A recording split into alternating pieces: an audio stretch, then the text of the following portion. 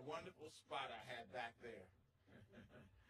I want to thank everybody for coming out this morning. I think Councilwoman McDuffie hasn't arrived yet, has he? I don't think he has. Okay, all right. Well, when he comes, we'd like to have him join us up here. We also have, of course, Brian Hanlon, who's the director of our Department of General Services. I was watching, Brian, your confirmation hearing again last night and listening to that absolutely just lengthy, detailed list of projects that we're working on. And first of all, you did a great job of detailing the projects, and what an impressive array of things going on all across the city. So, again, thank you. You know you're the best director we've ever had of DGS. Of course, DGS is a brand new agency, not even a year old yet. And Jesús Aguirre. Jesus does an absolutely extraordinary job of being the director of our Department of Parks and Recreation. I think they only have 2 employees. It's him and John Stokes. It's just 40 of each one of them. No, we have a great team, and Jesus leads them as well. And then Commissioner Bradley Thomas, who I saw. Where's Bradley? Oh, there he is. You guys are welcome to come on up here if you like, because we're going to have you all speak. So why don't you just drift, up in this direction. We also have Terrence Judge. Just was talking to Terrence. Come on up, Terrence.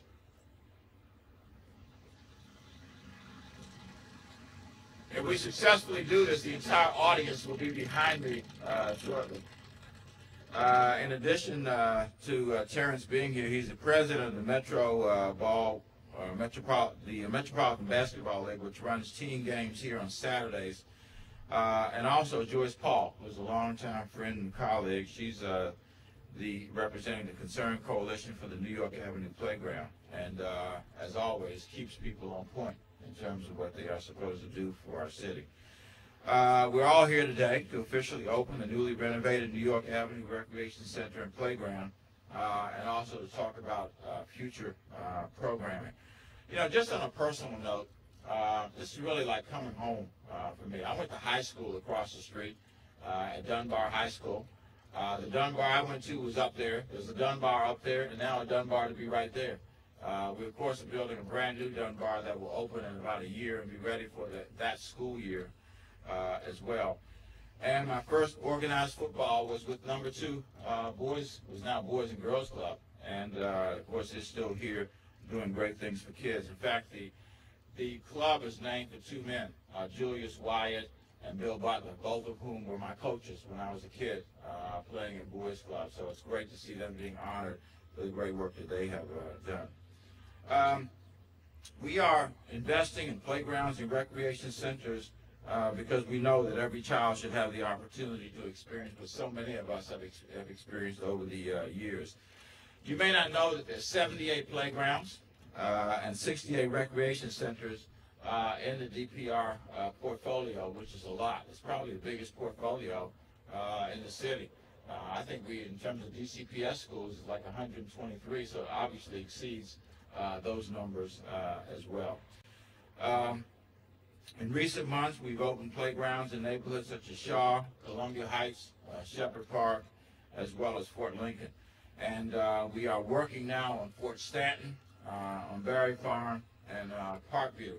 And of course, at Fort Stanton, there will be a new recreation facility, and Berry Farm will be a new $23 million facility that will be a part of our new community's work going on. I think we're releasing the RFP this month for the Berry Farm new community effort.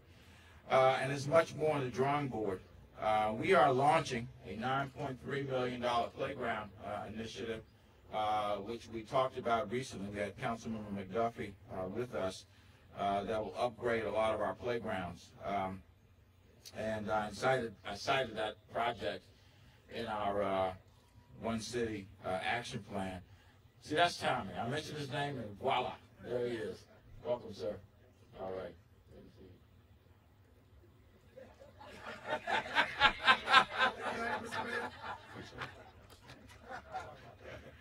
That was a nice pirouette. That was qualified me for the gymnastics of the Olympics. The playground analysis is actually in its final stages. We had a meeting recently on that, and we are going to be ready in October when the budget period begins to be able to launch what will be, we don't know how many playgrounds yet, will be a $9.3 million investment in playgrounds across the city, and then we're going to try to do the same thing in 14.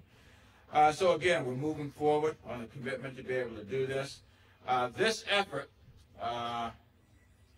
which has really been worked on by a lot of people and spearheaded by a lot of people. Sam Shipley, who's the head of the Hanover Civic Association, is here with us. He and his members played an instrumental role in this, and I want to ask Sam to come up and say a few words shortly as well. But it costs $700,000 to be able to do this.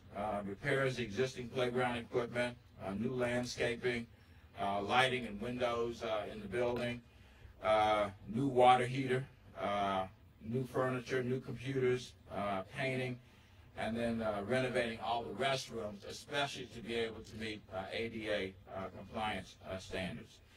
And so, again, with DPR, I'm also pleased to announce that we are releasing an RFP that will do something we've been talking about for a while, and that is to be able to engage community partners, to be able to work with us.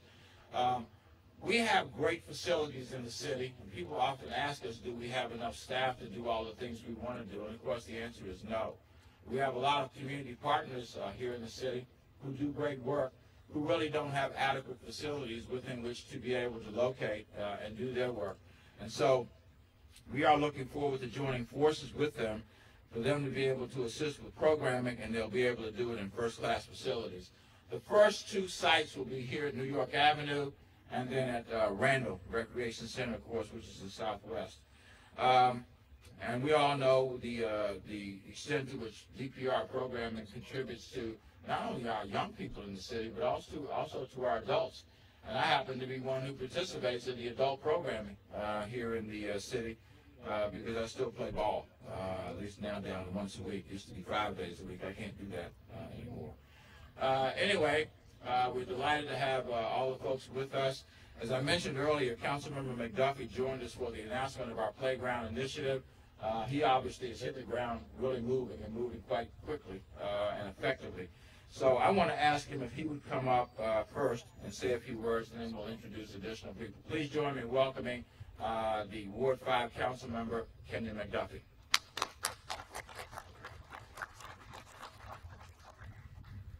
Good morning. I wanted to just stop past to really show my support for what is occurring right here at this recreation center and playground. And I want to begin by thanking our mayor, Vincent C. for working to bring this recreation center and playground back online. Can we give him a round of applause, please? I also want to recognize our ANC Commissioner, Bradley Thomas. We've got Joyce Robinson-Paul and Sylvia Matthews, who are members and presidents and the vice president of the Hanover Civic Association. I want to thank them for all their work, not only for helping to support this effort to bring this playground back online, but their steadfast effort and community engagement over the years. They've been around for many years, working hard to make sure that there supports programs and activities for our youth and our seniors in this neighborhood. So I want to thank them and give them a round of applause as well. The mayor's correct. I joined him at the announcement when he made the announcement about the playgrounds in Brentwood. I'm pleased to be here today to support this effort. This is timely. This playground brings back a lot of memories for me.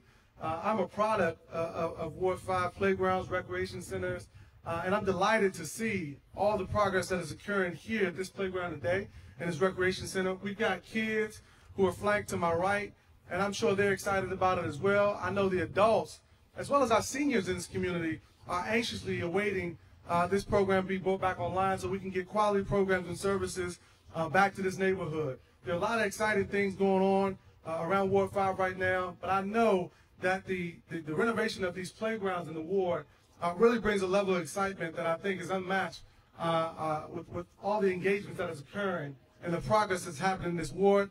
The mayor's efforts have been instrumental in making sure these things are happening. We've got a lot of folks who are standing out in the audience who deserve recognition for all their hard work as well. And so I'm excited to be here today. I look forward to this ribbon cutting. I look forward to many more ribbon cuttings and playgrounds across Ward 5 in the city as well. We definitely got to continue to engage our youth our families and our seniors and our recreation centers around the city. I'm a big proponent of it. I look forward to working with our mayor, his administration, Director Aguirre, as well as Director Hanlon to make this happen on many more occasions. Thank you, Mr. Mayor, and thank you all that helped to make this happen.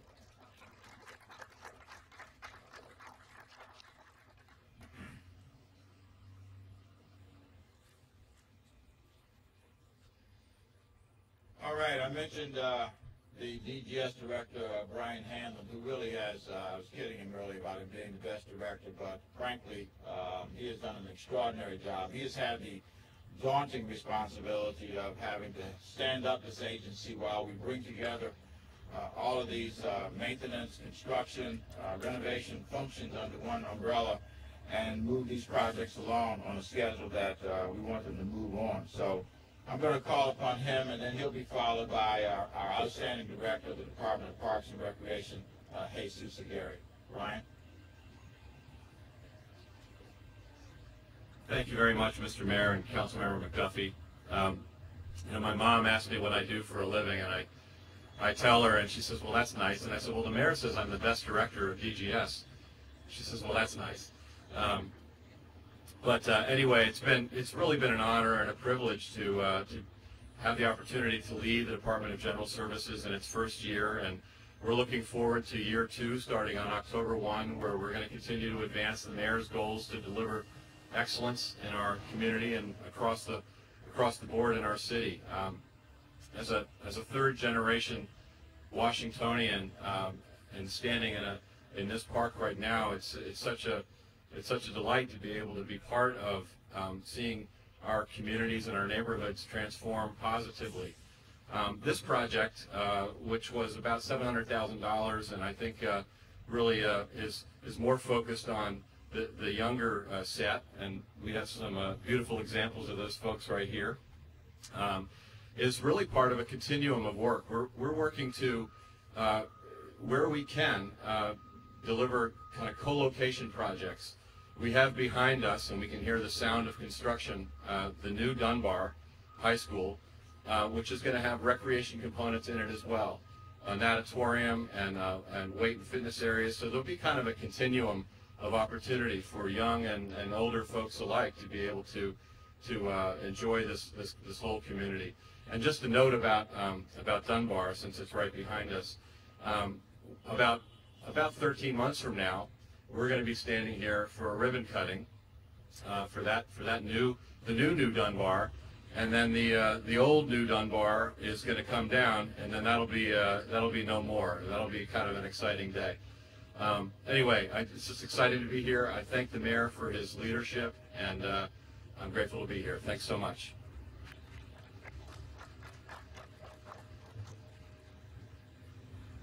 Good morning, everybody. I'm pleased to be here today, very excited to talk about this wonderful project. It's just yet another example of all the projects across the city that thanks to our mayor, we're pushing forward to really provide the best city in the world for all the districts of the residents of District of Columbia. I want to do a special shout out for our young ones here, and because this is really why we're here. This is one of our discovery camps from Stead Playground up the street there, so thank you all for coming here. They're the first ones that get to enjoy this playground officially. I also want to thank the mayor for overall his support for Parks and Recreation. As I speak to my peers across the country at other departments of Parks and Recreation, really nobody enjoys the level of support that we have here in DC, and it's a testament to our mayor and the vision that he has for building the entire range of services for all of our residents, and especially for our youth. So thank you, Mr. Mayor. Also want to thank Councilmember McDuffie here in Ward 5. We've already been very pleased to enjoy a very collaborative relationship with him and his staff, and we're excited to continue working on the many great things here in Ward 5. Of course, all of the staff and again, the best director of DGS, Brian Hanlon, and all of his staff for really coming in and taking on, the mayor talks about the gargantuan task sometimes that he describes for Parks and Rec. Really, the level of work that the Department of General Services does. Not only do they handle all of the DPR properties, but the schools and all the city buildings. It really is an impressive portfolio they're responsible for. So Director Hanlon and all of his staff have done a great job working closely with our team to make sure that these types of projects get done. They get done on time and well within budget. I see sort of directly in front of me is also our city administrator, Alan Liu, who in his role prior to being the city administrator also led the Office of Public Education and Facilities Modernization, who also really pushed forward the quality of the projects for Parks and Recreation through a portfolio that we were able to have him do. So thank you, Mr. City Administrator. All of the community members that are here, the various civic associations, the commissioners, this is exactly what this kind of project is about. All of the work that they've put in, pushing us to get this going, holding us accountable as we do this. It really is a great collaborative relationship to bring this kind of project together. And this is a unique project, as the mayor stated. This is really one of this is our first pilot for what we're going to do. We've invested some money in modernizing this building a little bit in the playground. And now, because we're trying to bring the best possible programs in this community. So we are going to have a request for proposal for a contractor to come in, someone who knows the community, someone who's vested in the community, someone who really understands what this community needs, working closely with DPR to create some programming here that will really benefit the community. And what that does for us is allows us to leverage these wonderful facilities and resources that we have across the city without necessarily the staffing level that we might need to operate the facility. So we're excited to do that, and that RFP will be out on the street very soon. We'll do it for two of our facilities just to start and really get that process fleshed out. I also want to thank a couple of the folks. So, for example, Metropolitan Basketball is behind us. They've been doing some great programming here during the summers. We want to thank them for the work they're doing for our youth. Very committed to creating positive, wonderful opportunities for our children. And then finally, I just want to thank all of our DPR staff. We have in addition to John Stokes, we have about 500 other staff members at DPR who really work really hard day in, day out. Our staff at the sites obviously are the first contact with our constituents, but across the board. The folks aren't here today, but really put a lot of work into this particular facility. Bridget Stesney and Brent Cisco, and then someone who we lost to DGS, who has done a lot of work. Jackie Stanley used to be a DPR, now she's DGS, but we still treat her like she's one of our employees. I don't know if she's still around, but thank you, Jackie, for all that you've done working with us and with the community. And so this, just in closing, this is just another step in the transformation that DPR is going through. The mayor tasked me with making sure that we focused on providing absolutely high quality programs for all of our residents through DPR. All of our programs are going to be under 3 main domains. We've talked about the Move, Grow, and Be Green, and this is just another example where we're enhancing physical fitness. We're going to do some growth and enrichment for youth and seniors and others across in the facility, and continue to work within our mission for Parks and Recreation. So I look forward to working with the community, with the council member and everybody to create a wonderful hub of programming here. And then obviously when the school comes back online, we'll collaborate even more with the school district. So thank you.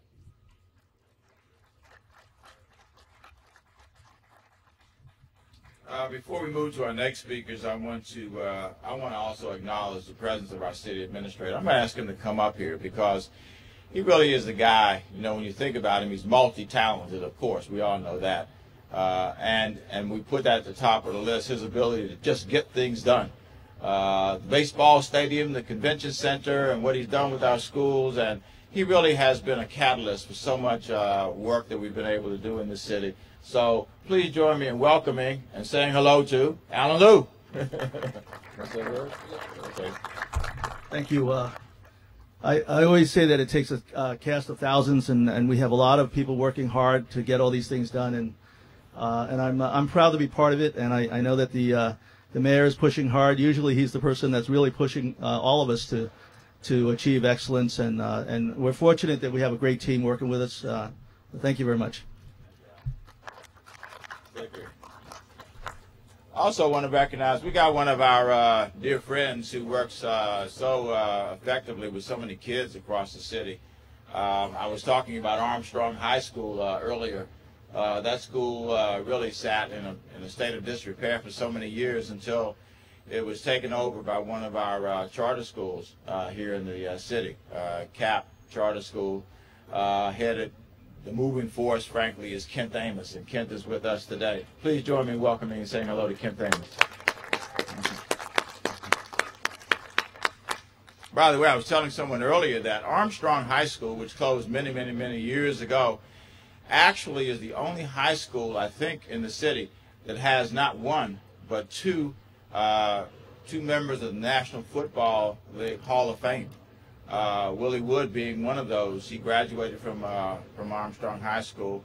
And there was another one, I think it was Lynn Ford, many, many years ago, who was inducted into the Hall of Fame as well. So it's a very storied high school. And Kent, thank you for bringing it back into a point where it actually can now be used for educational purposes once again.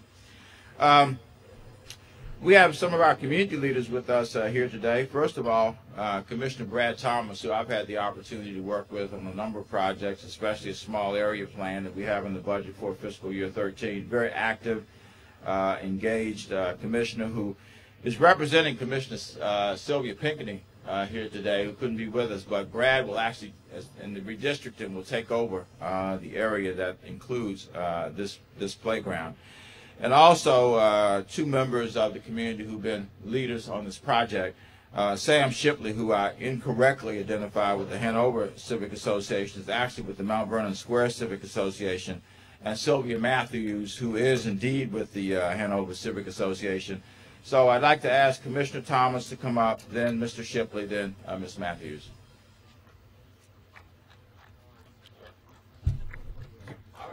Thank you, Mr. Mayor.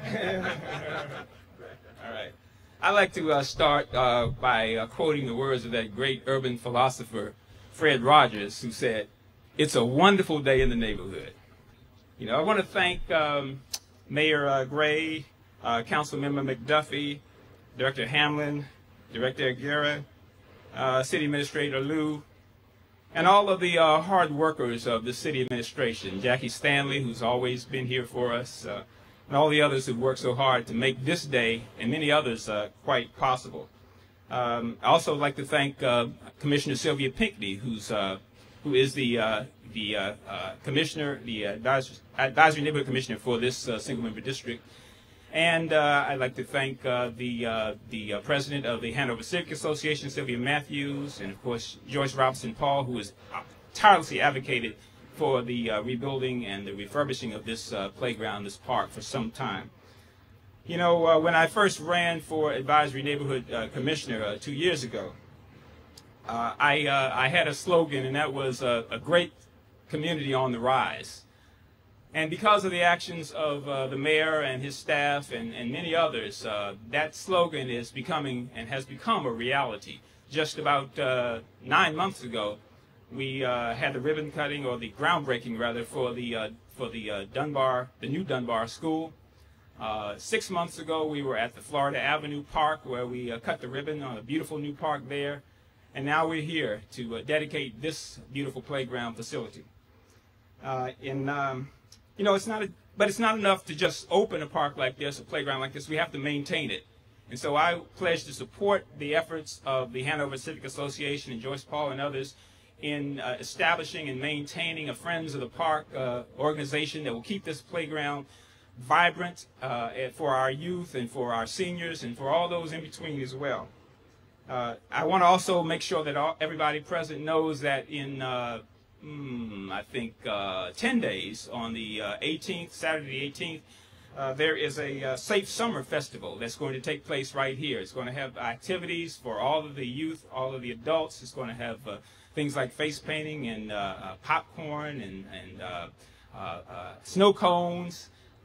There will be a stage with bands and an open mic and just lots of activities. So it's going to take place on the 18th from 12 noon until 7 p.m. So we'd like everybody to come out and participate in that great activity.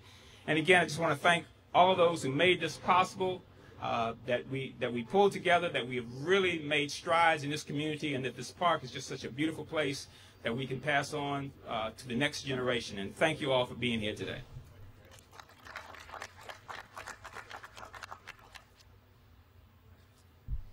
Good morning, everyone. Welcome to the Mount Vernon Square Hanover Order.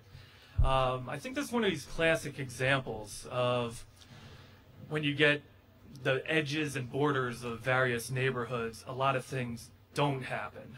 And I really want to thank the mayor for coming out and for your vision and leadership of the one city. Because, you know, if you look over to the left there, we have Ward 2. Just across New York Avenue, Ward 6. We're standing in Ward 5. And being on the edges, I think a lot of things tend to slip and fall into disrepair. And we saw that over the years. When I first moved here, our neighbors, and a lot of them came out today. We had a lot of cleanups and picking up drug bags and trying to get the crime out of this park. And now we have a great new park for our kids. And I think moving forward, we have two very dynamic new council members of Councilmember McDuffie and Councilmember Wells for Ward 6. And I think we're only going to be moving more forward, and things are going to look up for this area. So thank you.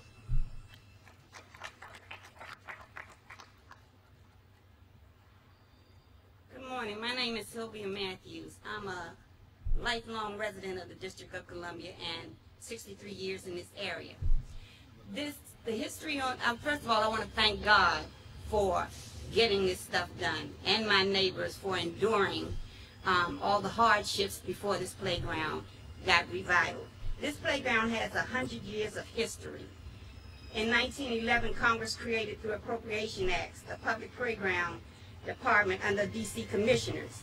In 1951, the Recreation Board voted to change the name to New York Avenue Playground from a white to a biracial playground staffed by different people. New York Avenue Playground was first known to most of us as white and colored playground, then later became New York Avenue Playground. Over there where you see the basketball courts, that used to be a swimming pool. Over where the field is, there used to be swings. The transition in this playground changing over years has been phenomenal.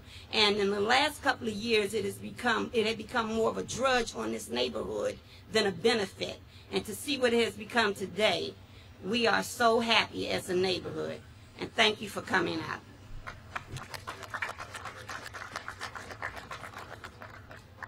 We have two other people who are here who took the time to come out today, and I want to make sure we have an opportunity to hear from them. First of all, Joyce Paul, who is a real community activist, known to many people here today. And then secondly, Terrence Judge, who we identified earlier as having a big role to play in the basketball program that has been established and operates here. So first of all, Joyce, and then Terrence. Hi. I first want to give honor to God because it took a lot of work. It took a lot of praying. It took a lot of being up day and night, going down to the city council, going down to the mayor's office, doing walkthroughs. I mean, it just took a lot of time to get this playground where we're at right now. Right over here, it used to be a cemented structure that the children played on. We had so many broken arms, so many broken teeth, that we were glad to get rid of that cement structure and build a train station and a little playground for our little people. We used to have a daycare here, and that used to be right here. So our young people had a playground to play on that we built several years ago. We also had our teens, because the teens came to the table and said, we still want to play too. We don't want a playground just for little people. So we built the structure over here that depicts upper motivational type tools for young people, so they get to stretch and pull and go through all the various things right there. Sometimes the parents are right there with them playing on it. So it took a lot of effort, but we were able to make it happen. And we just want to see all of our neighbors come out, utilize this playground, and utilize the building for programs to enhance an intergenerational facility for this community. That's what we planned it. It took about 20 years. It was a vision that came forth through the DC Neighborhood College, where we started out with a vision and just moved forward with putting that vision together. Our councilperson, Harry Thomas, was instrumental in helping us with this project and moving us forward. And we'd like to also thank him. And we'd like to thank everybody that had a part. Sometimes when we're trying to make progress, we go overboard in trying to get things done. And sometimes we can be very assertive. Some people call it aggressive. But the key is for the children. It's all about our children. Thank you.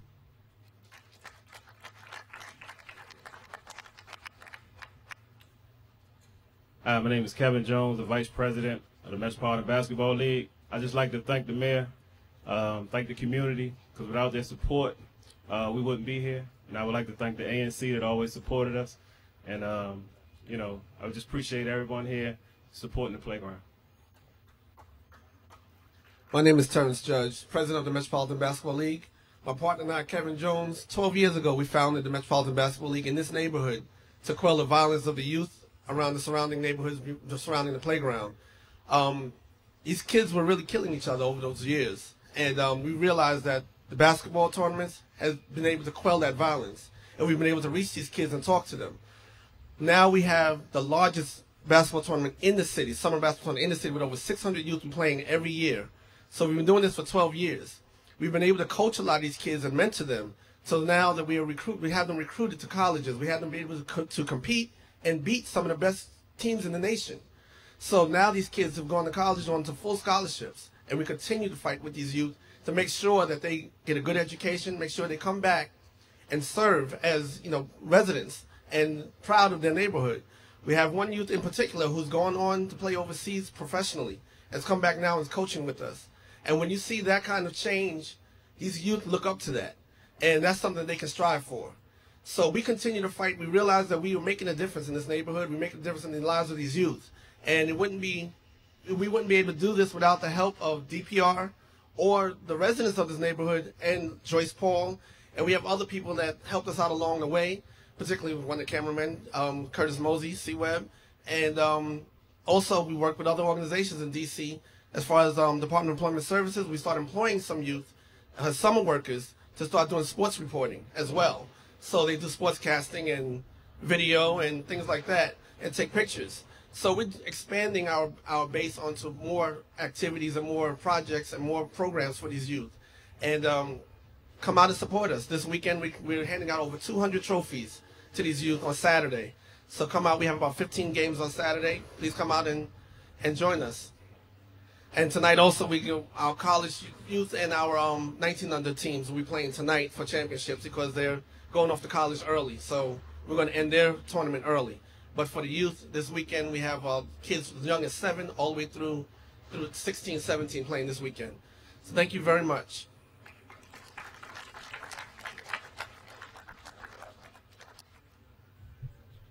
I want to also acknowledge that we have our general manager, our leader of the DC Water, who is here with us today. DC Water is not a part of the executive branch of the government, but obviously plays a huge role in our ability to operate every day. And for those of you who haven't had a chance to talk to George Hawkins, you ought to. He's the only man that can make sewage sound as exciting as he possibly can. If you haven't had that conversation with George, you absolutely need to. You will come away thrilled. And he's a great guy to work with also. So, George, thank you for being out here today. We, of course, have members on your board. We know you serve other areas outside of the District of Columbia as well, but we appreciate the work that you do every day. Thank you very much, George. All right, before we cut the ribbon, we're going to turn to questions. I'm going to have to limit questions on this playground to an hour, okay? So please get together, refine your questions. I know you got about 3 or 4 hours of them. But we'll take those questions now. Bruce. We don't feel comfortable unless Pedro's yelling at us. Well, you cut Bruce off. Now you're cutting one of your colleagues off. Take that out of his time. Take that out of his time, not mine. Mr. Mayor, I want to ask you about the story in the Post today about. Well, let's stay on the playground. Let's cut the ribbon, then we'll come back to that. Okay. All right. I thought you were going to ask him. See there. No, I got all my info on the playground. I'm good on this. Oh, okay, Tom. Mr. Mayor, one of the ANC people talked about it. Playgrounds are improving all over the city. At the very same time, people are worried about the bad parts of gentrification. Neighborhoods are improving, schools are improving, and some people feel like they're being pushed out of their own neighborhoods. How much does that play in your mind as you look at all the new facilities there, trying to keep people in their homes and they don't get pushed out by the improved neighborhood and the higher prices? It's a hugely important and complex issue, as you well know, Tom. Frankly, I start any one of these projects recognizing that, from my perspective, it's for the people who are in the District of Columbia, the people who live in these neighborhoods, the people who have really invested their hearts over so many years to try to improve. You heard it from Joyce Paul, for example, the work that's been done by the neighbors here to get this to another place. So I start with the premise that this is for the people who already live in the District of Columbia.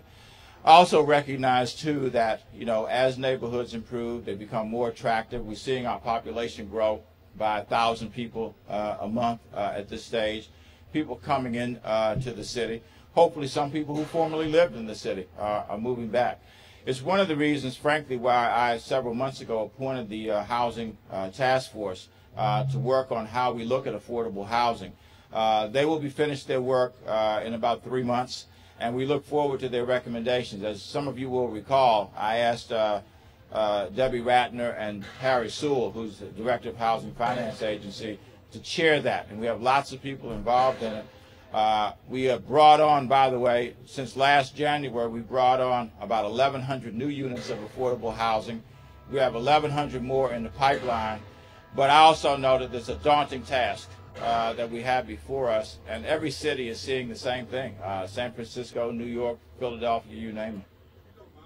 I don't remember her name, but the lady in green who said she's seen all 3 Dunbar. Yes. Could I hear from her about the changing neighborhood? Absolutely.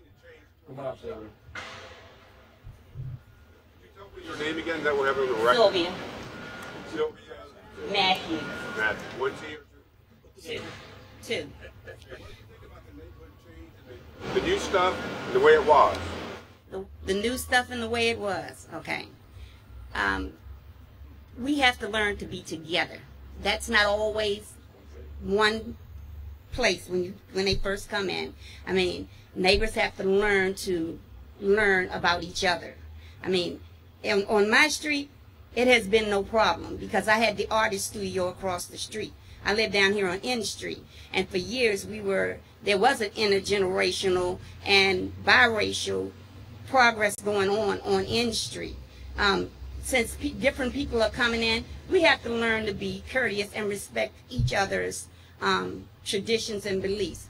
Everybody that stands on the corner is not a drug dealer. In Africa and a lot of the other countries, men congregate in groups together. You know, a lot of people used to live around here. They come back to visit. And that's what I have to say to a lot of people all the time. Don't judge a group of men just because they're standing on the corner. But if you see somebody that you know selling drugs, then you call the police. You know, you have to take responsibility for your neighborhood. You have to clean it up. You have to demand that these young people do the things that they're supposed to do. If a lot of people say the kids are out of control, but if you don't say, hey, stop that, then how are they going to know to stop it? You know, you give them respect and you get respect. So if my neighbors are giving me a problem, I have no problem in saying, I think you're wrong. They have no problem in telling me they think I'm wrong. I'm a little like Joyce. I'm very aggressive. You know, as somebody also who knows this neighborhood, having grown up not far from here, I have to tell you that some of this is bringing it back to where it was. The reality is that the Dunbar High School that was over there was far superior as a facility to the Dunbar that's over here. That Dunbar never should have been torn down. For those who have seen Eastern High School or Cardozo High School, you've seen the former Dunbar High School. It should have been renovated, not raised as it was. And look at what was built in its place. It actually made an unfortunate value statement about our children also, because it looks like a prison to me. Absence of windows for the most part, the color of the structure itself. So I can't wait for that to go down and this to come up. So some of it actually, Tom, is bringing back you know, a value system that was enjoyed by this area for many years. Media. Media. Come on, Mayor. Media. Yes, sir. You did a terrible job with the renovation of the I live in the do these neighborhood ground right here, openings, and, the ribbon cuttings, you want to take questions? and the criminals come right back. Any other reporters have questions on playgrounds? Nice way to avoid the problems. Okay. The ribbon cutting. Ribbon cutting. All right. All right, come on up, everybody. We're going to cut the ribbon.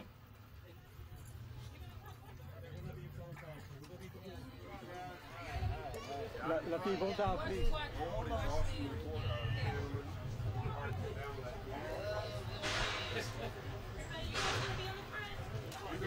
He's there. He's there. Can you move?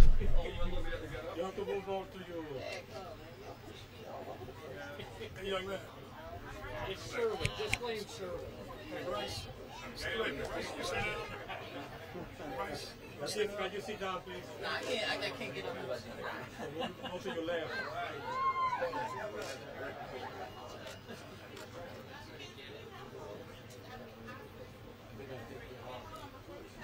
Wait a minute. Oh, hey, hold on. Wait. Hold on. Don't do anything. Get down in front. How about we get the beat and go 3, 2, 1? That way we know you're ready. Ready? No. No.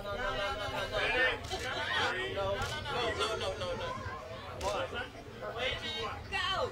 3. Whoever say go. What's the count of 3? 3, 2, 1.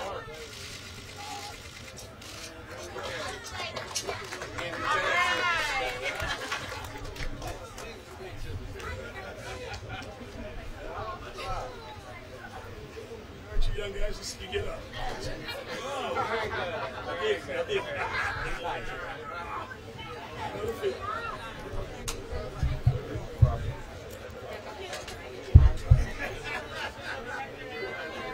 Bring the podium up a little bit. Just bring it over this way. Okay. Sir.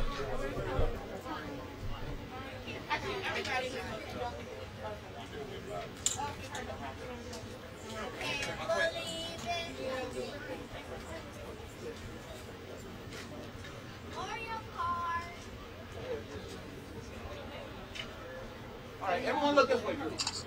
Okay, kids, look this way. Oh, yeah, very nice. Thank you.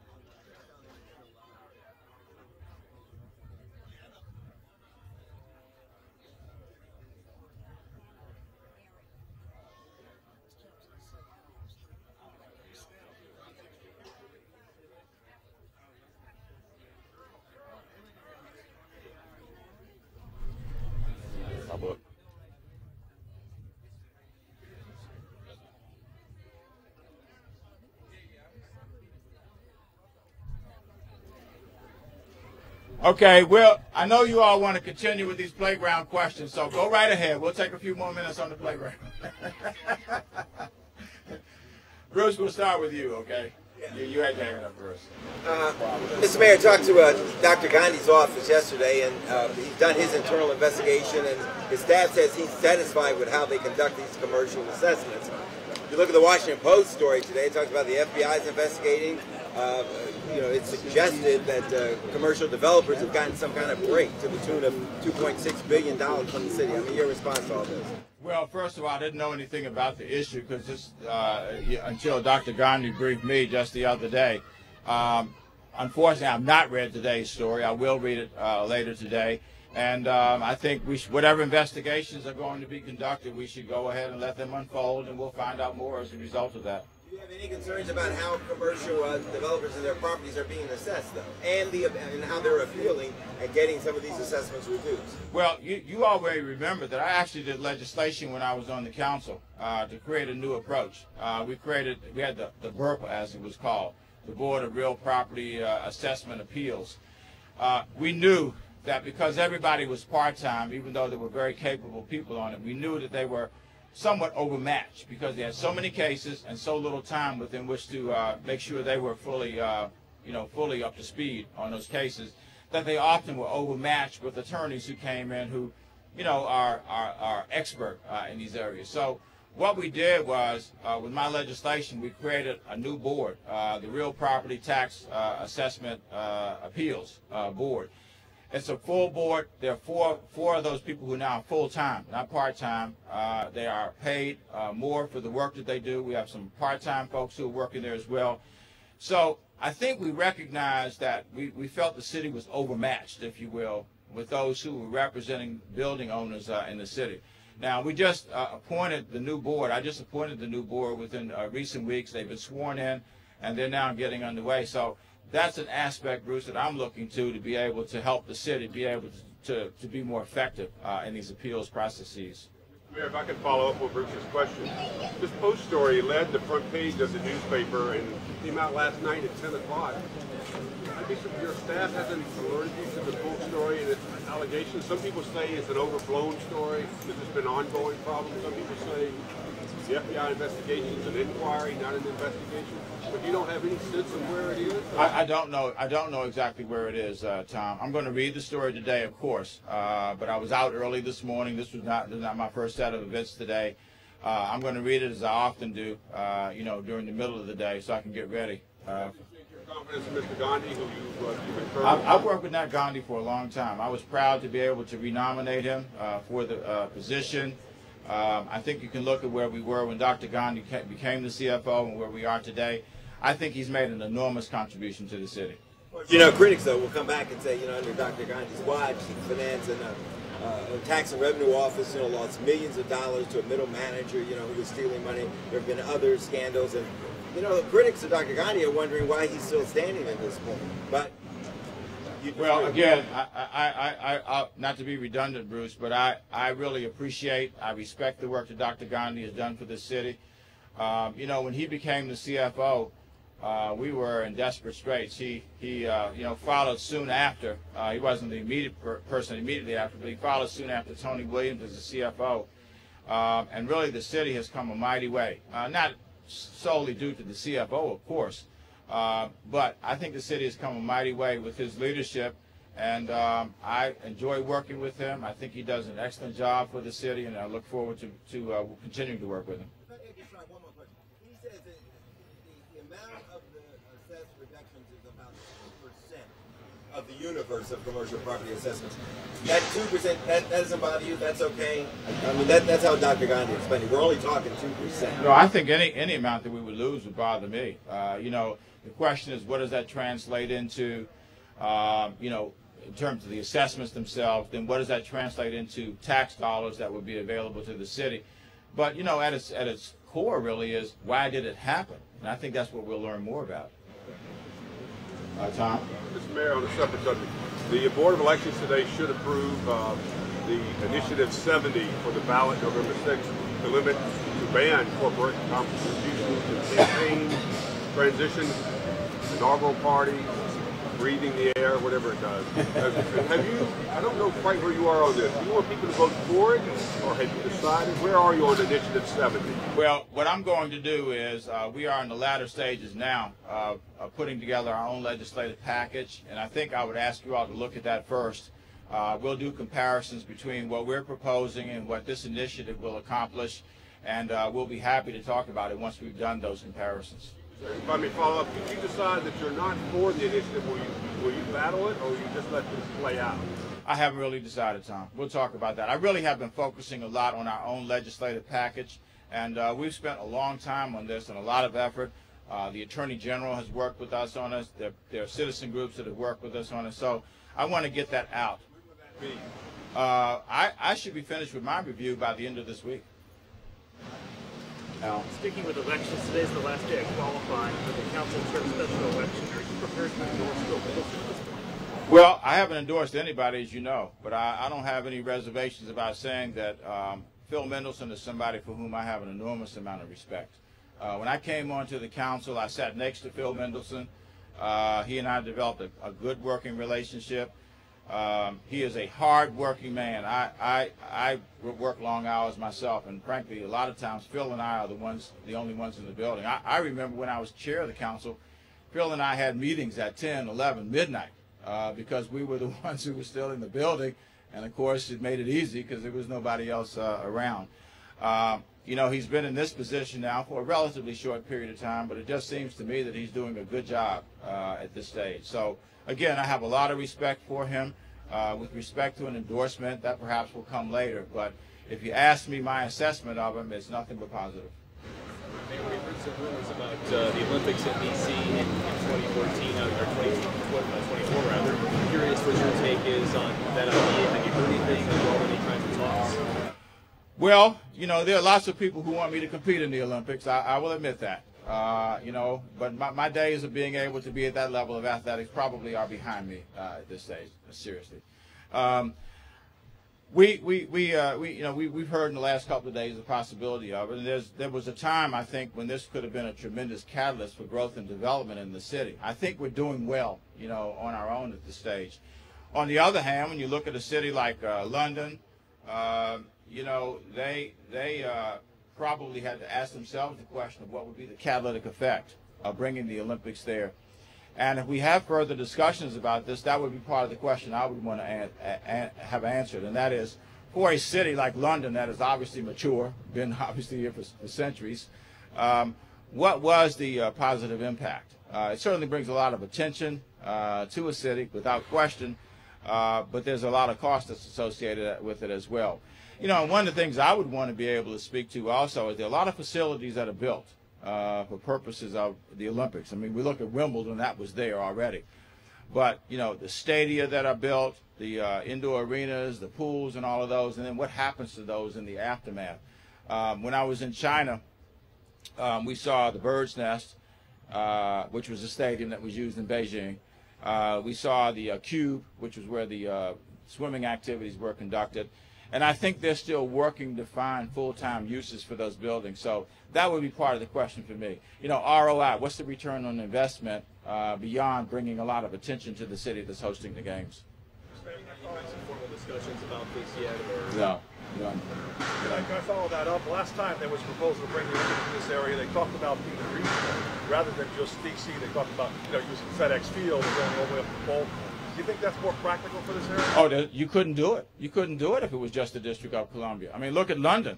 The soccer matches are being held in Scotland, I think, at 350 miles away from London. There is no way you could do anything of this complexity or magnitude using only the, you know, the defined confines, if you will, of the District of Columbia. I think you'd have to go as far away as Philadelphia. I think you'd have to go as far south as Richmond in order to be able to do this effectively. So any proposal that would be put together would have to include those cities, and not just what we characteristically define as the region, which people think oftentimes is just inside or just outside of the Beltway. It really would be multiple cities that would have to be involved. Just going back to the Initiative 70 and things like that, are you going to be ready and all systems go when the council comes back in September? Because it seems like there could be a situation where Initiative 70 gathers a lot of steam and enters public consciousness before your more nuanced approach. Is that kind of a concern, the timing? Well, I think what we want is the best approach at the end of the day. And if it can be done through the initiative, it can be done through the legislation or some amalgamated effort, then that's what we ought to do. But we ought to keep our eye on not so much whether my legislation passes or that initiative passes, but at the end of the day, what is the best approach for the people of the District of Columbia? Sam? Yeah, I think Harry Jaffe wrote a column today about saying basically you were safe if they came and picked you up. That your security would come and pick you up, you were safe over in the 6th Police District. But that the crime is raging over there. And I've looked at the numbers. And you look at the 6th District, I just live in the 6th Police District. If you look at the 6th Police District, I mean, you know, homicides are, in fact, over there, homicides are up, rapes are up, robberies are up, and if you look in the 7th District as well, in a lot of areas, robbery is off the charts in places like Martin Luther King Avenue, Alabama Avenue. What about that? I mean, it seems in parts of the city, crime seems to be going down generally. Homicides, generally, but if you look at 6, homicides are up and all these other violent crimes are up, and particularly robberies in 7. I'm almost tempted to ask, what in the world would have security picking me up have to do with the issues? I mean, that's a ridiculous statement in my opinion. And you know, frankly, for those of you who don't know, a lot of times I'm not with security. When I travel out of town, I'm by myself. I feel perfectly comfortable by myself. So let me dispel the notion that I'm feeling like I'm protected because I've got these security folks around me. So I hope that answers that part of the question, Sam. Frankly, if you look at 7D and 6D, the last 2 years they got the awards for the biggest reductions in crime. Obviously, any increases in crime are a concern. Homicides are down in the city by 14%. In fact, July was the first month that we had an increase, you know, by comparison to the comparable year last year.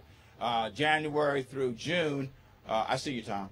January through June of 2012, each month was lower than the comparable year last year. July was 3 higher. So there's some areas where crime is down. And we'll work with the chief. The chief is great at being able to pinpoint areas where we see increases. We'll work with her. We'll deploy additional resources. I think you know that we are actually hiring more police officers. I made a commitment to hire 300 new police officers. They are now coming online. They will be deployed to the areas where they are most needed. We had a national night out in the 6th District last night. In fact, I was at 2 or 3 national night out events in the 6th District last night.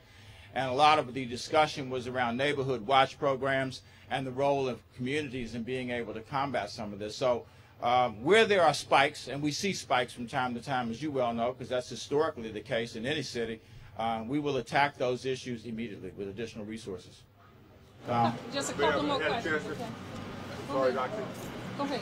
He said you can have one more question, but only because it's you, Tom. I'm sure you'll like this. I have spoken to some of the neighbors here who I asked about gentrification. They say that while this is a great playground, they keep pointing out over there that building's been abandoned for 4 years, and they say those chairs at night are always filled with guys who are drinking and doing drugs and coming over and defecating on the furniture and stuff over here. They're just wondering, even though that's an abandoned property, can't they get some police activity over there to stop that from being a hangout, particularly when kids are playing over here? You know, it's interesting you raised that because I was talking to the city administrator while he was standing up. He was saying this was a library. It's an abandoned library, and obviously it is of no value at this stage. We will look at that. We don't want anything that we've done here to be detracted from by virtue of, you know, an eyesore or a nuisance that is adjacent to this. May actually tear it down, but I think the residents are saying tonight there'll be men sitting in those chairs drinking and shooting up drugs. We'll look at it, Tom. Mayor, just one final question. Go ahead, Bruce, and then Alan. That'll be it. And I'll make it short. Mr. Mayor, what is your relationship with the Obama campaign? We reported last night, I'll make this short, that the Obama campaign is shying away from the city, elected officials in particular, because of these investigations.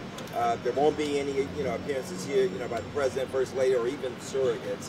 They do want, Democrats in the city to get out and help in those swing states.